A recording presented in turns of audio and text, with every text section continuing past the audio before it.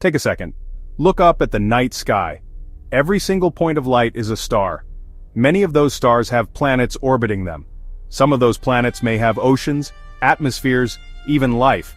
The numbers are staggering. Astronomers estimate there are over 200 billion stars in the Milky Way, and at least 2 trillion galaxies in the universe. So, here's the cosmic riddle. If life is so statistically likely, where is everybody? No alien signals, no megastructures orbiting stars, no evidence of ancient space empires. This silence, in a universe that should be noisy with civilizations, is what we call the Fermi Paradox. And tonight, we're going to dive deep into it. In 1950, during a casual lunch conversation at Los Alamos National Laboratory, physicist Enrico Fermi asked, "Where is everybody?"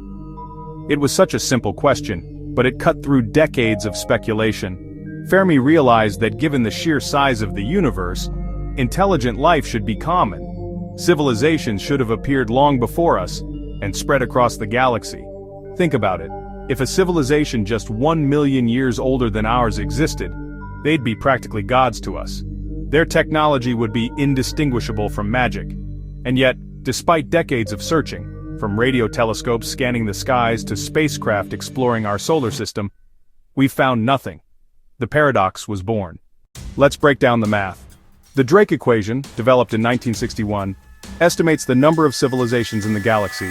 It considers factors like the rate of star formation, the number of planets that could support life, the likelihood of life evolving intelligence, and the lifespan of civilizations.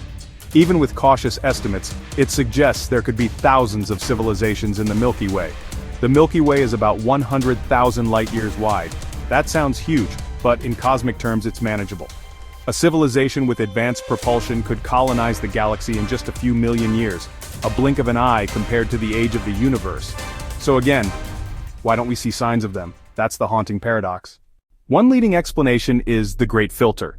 This idea suggests that somewhere in the chain of evolution, there's a nearly impossible step. Life might be common, but intelligent civilizations rarely survive long enough to expand into space. The Great Filter could be behind us. Maybe the jump from single-celled organisms to complex animals is so rare it almost never happens. If that's true, then humanity is already special. We've beaten the odds. But what if the filter is ahead of us? That would mean civilizations almost always destroy themselves before they reach the stars.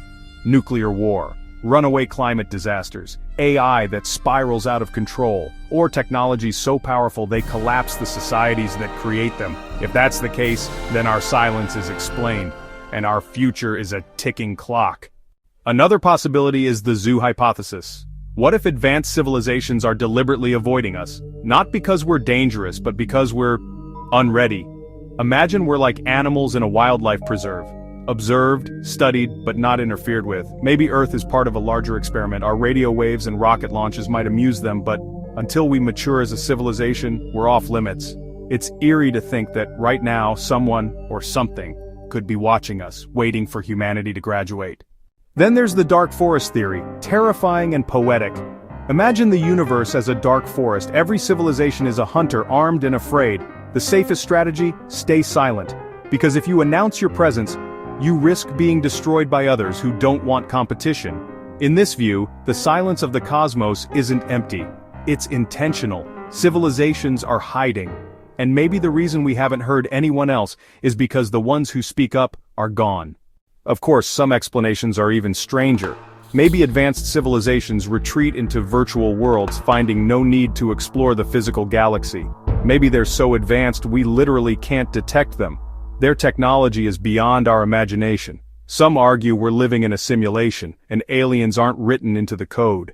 Or maybe, intelligent life is vanishingly rare. Against all odds, we might be alone.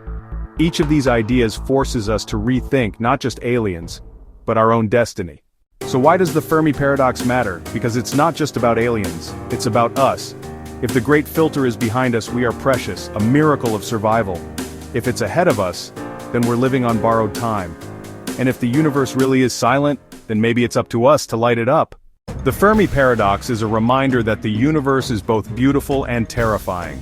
It asks us to confront our place in the cosmos, and to think carefully about our future. So what do you think? Are we alone? Are aliens hiding? Or are we next in line for the great filter? This is SciGlitch, where science crashes into curiosity. Subscribe, and let's keep unraveling the mysteries that keep